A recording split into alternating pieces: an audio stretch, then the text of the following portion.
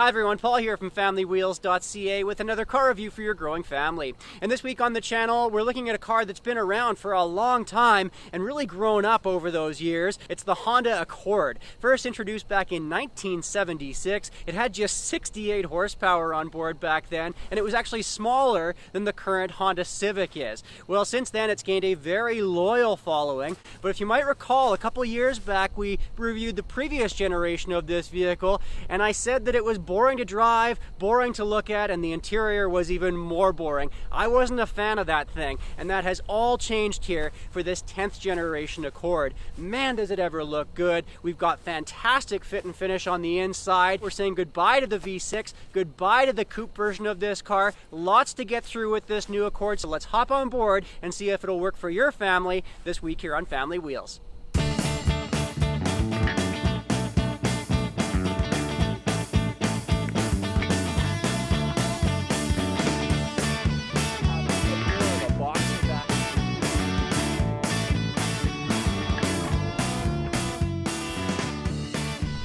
Honestly guys, just look at the lines on this new Accord. It is such a huge step forward. We have this low slung roof line. The car's a little bit lower than it was in its previous generation. We have this great big long hood up front, which gives it a very sort of roadster-like look, kind of like we see in the Mazda 6, which is a direct competitor for this car.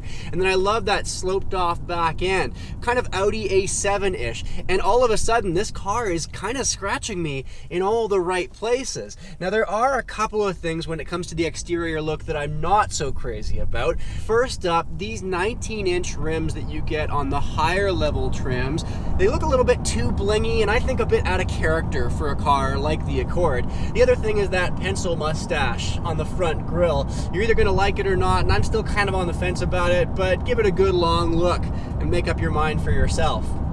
Now let's break down the trims here because you've got 6 of them to choose from in the new Accord. First up is the LX, which is coming in at just under $26,500 up here in Canada. And that's giving you a 1.5 liter turbocharged engine, which puts out 192 horsepower. We also have a manual transmission at that base price, a 6-speed, or if you want to have the continuously variable transmission like we've got in our test vehicle here, you're bumping that price up by $1,300. Now that's the powertrain, but let me rattle off the long list of standard equipment that you're getting on that base trim of the Accord now. You're getting a proximity key as standard, push button start, heated front seats, 12-way power driver's seat, a 7-inch infotainment system, Apple CarPlay and Android Auto on all trims. We have a rear backup camera, LED low beams. Honda Sensing now comes standard for 2018. That's giving you adaptive cruise control, lane keep assist, forward collision mitigation braking, among other things. That's an impressive suite of standard equipment here in the Accord for 2018, and it really is an indication that Honda is paying attention to what the competition is doing. In the latest generation of their vehicles, from the Ridgeline to the Fit to the CR-V and now the Accord, standard equipment has been seriously improved.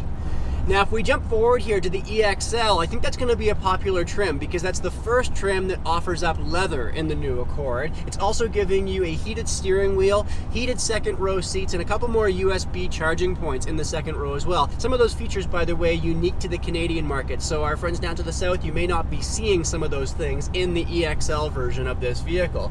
Now, this trim that we're in here this week is the 1.5 liter turbocharged version of the Touring trim. We're getting blind spot monitoring, a heads-up display, we have in-house navigation, we have a sport mode if you want to get this thing a little bit peppier, we have paddle shifters on board, ventilated front seats, a wireless charging station for your smartphone, a dual exhaust, and of course those 19-inch rims that I've already talked about. Now, if you want to get a bit more oomph out of your Accord, you can also get yourself into a 2-liter turbocharged version of this vehicle. Gives you a bit more power, but another reason why I think a lot of people might opt to go into that 2-liter Accord is that it has a 10-speed automatic transmission. That's a first in a front-wheel drive vehicle, but it also means that you're not going to have a CVT on board. A lot of people still a little bit gun-shy about CVTs, and that 2-liter is offering you up that more traditional automatic. One thing that differentiates the touring version of the 2-liter Accord versus the one that I'm in here with the 1.5 liter is adaptive damping suspension, which is supposed to make the ride even smoother. But to be honest with you, I'm not sure if you need it, because the ride comfort here in the regular 1.5 liter version of this car is still really superb. It still feels sporty, but not too sporty, and cabin noise is kept down to a very impressive 61 decibels at 100 kilometers an hour with our decibel reader test.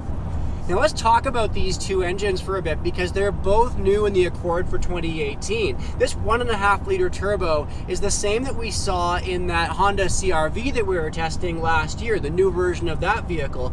Honda must be doing some kind of voodoo magic with this engine because there is no way that an engine that small should feel so peppy in a car of this size and yet still fork out some pretty impressive fuel economy numbers. We're averaging this week 7.8 liters per 100 kilometers, which is so good given the fact that I have been playing around with this car a little bit, throwing it into sport mode and seeing how well it would perform. Most of those kilometers, by the way, are in the city. Honda says that it's their goal to try and incorporate more turbos into its vehicles and find that balance between performance with these turbos and fuel economy, and they really do seem to be hitting their stride. Now, fuel economy numbers haven't been posted yet for the 2-liter version of this car, but what I can tell you is that engine puts out 252 horsepower. The V6, which that 2-liter is replacing, actually put out 26 more horsepower, but I'm not too worried about that because if this 1.5 liter turbo is any indication at all, that 2-liter is going to have plenty of power, which brings me to the transmissions. Now, I get why you might be a bit gun shy about a CVT because there are some garbage CVTs out there and I've had a chance to drive some of them, but this is not one of them. Here on this touring trim, I also have these paddle shifters, and it means that I can play around a little bit, and the shift points are pretty quick, pretty sharp. But if you really want that true driver feel, and you want to feel really connected to the Accord, I think it's so cool that we're still being able to get a 6-speed manual in both engines of this vehicle. Now, Honda says the reason why they've done that is because they've done away with the coupe for 2018, and the manual transmission is a bit of an olive branch to those coupe buyers, a way to say that they still want people who are more driver focused buying this vehicle. And I love that you can still get the 6-speed manual version of this car with Honda sensing as standard. So take that, all you other car companies that say you can't put in these smart safety technologies into a standard transmission vehicle. I'm looking at you, Subaru. Honda has done it here with the Accord. Now, speaking of safety, we don't yet have numbers from the Insurance Institute for Highway Safety in terms of how this car performs in crash tests, but I think it's safe to say it's going to be okay because the previous generation of the Accord had the best rated Top Safety Pick Plus rating from that organization, and Honda's on a bit of a safety tear with its vehicles right now, so I think it's going to be just fine. But there is one safety system that Honda's missing here in the Accord that a lot of Canadian families look for when it comes to winter driving, and that's all-wheel drive. No matter what trim, you're not getting it here in this car, which may turn people away from buying it. But I have had a chance to drive it here with a good set of winter tires through some pretty slurpy snow this week. The Accord's front-wheel drive system seems pretty happy in this snow.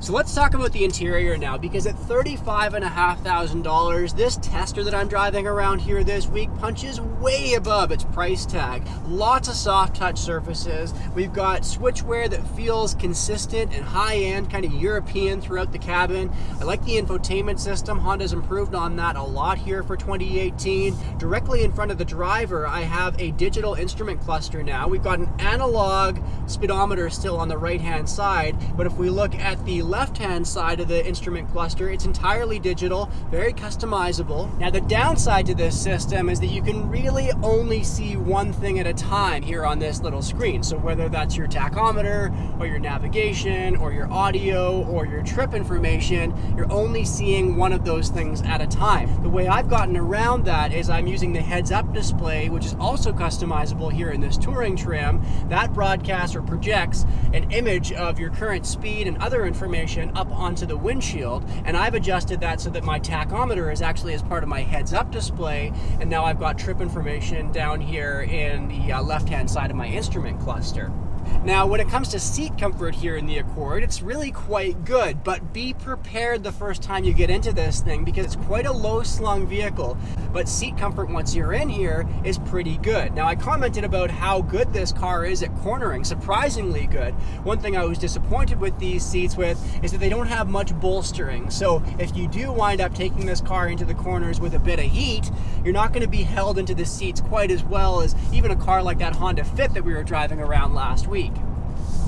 Now, one just little niggly issue that I have with the interior here on our tester is that the gear shifter sits really tall off the center console. That's unique to the continuously variable transmission, because if we look at the 10-speed automatic version of this car, it's actually a push-button system, and the 6-speed manual is very short throw, so it doesn't get in the way either. But this sits so proud that I actually kind of have to reach around it to adjust the climate control or to charge a device. A lot of competitors opting to make the gear shifter a little bit shorter, a bit more integrated, so it's not quite so in the way. This feels like it's something that's been pulled out of a mid-90s era sedan. There are a couple of other little things that you might be missing if you compare this to more expensive luxury sedans like a panorama sunroof or a 360-degree parking camera, but given the price point here on the Accord, the bang for the buck that you're getting and the quality of the interior is really excellent.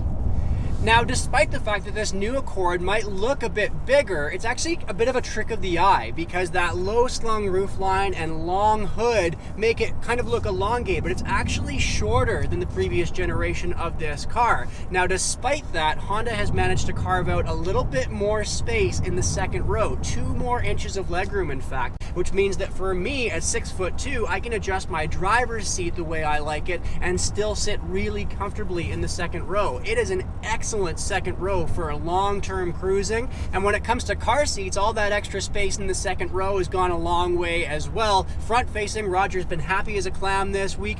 Rear-facing, we're seeing some of the best numbers I've ever seen in any vehicle, 31.5 inches from the back of the front passenger seat cushion up to the glove box. With that rear-facing car seat in place means that you're going to have tons of legroom, even as a tall adult. Where I did feel the pinch, though, was my headroom. I'd had to slide that seat forward enough that at 6'2", I was bumping up against the roof a little bit. The surprise for me, speaking of headroom, though, was in that second row, because as a tall guy, I was concerned that that sloped back end might mean that I'd be bumping up against the roof back there. Not a problem at all, even as a 6'2" tall guy.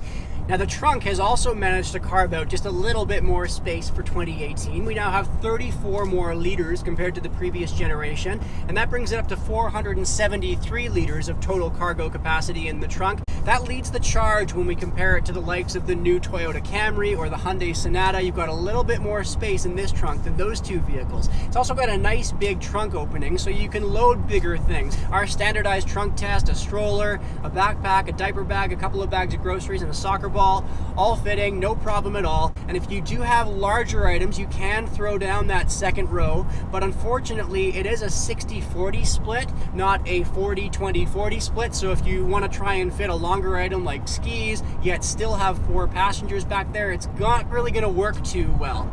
It's also not a totally flat load floor, and there's not much clearance going from the trunk area down to where you've put those seats flat. So longer, taller items, you're going to have a hard time fitting into this car. So not a bad trunk for a sedan, but if you do have a family dog or a couple big bags of hockey gear that you're carting back and forth to the arena all the time, chances are this isn't really going to work for you. And that has me thinking longingly back to the days when you could get the Accord as a wagon. That was a few generations ago. Awesome car. And you know, if this car was available as a wagon with this kind of fit and finish and this kind of bang for your buck, you'd sign me up for one today, because I think it would be such a winning combination and would work so well for so many families. But I'm not going to hold my breath for that. It is truly amazing how much the Accord has changed in just one short year. The previous generation of this car had me yawning at every corner. I was completely underwhelmed, and now this new version has me hook, line, and sinker. So well done, Honda. You have done it here. You have turned an Accord skeptic into a convert. I don't want to give the keys back on this thing. This is a really good car. And the next time I see you, we're in a vehicle that actually doesn't look that different to what we're driving here this week, but it is a serious wolf in sheep's clothing. We're talking about the Audi RS7. This thing is a family car with supercar performance. We'll be in that in about 7 days from now. Make sure to check that one out. It's going to be a riot. And until then, have a great week.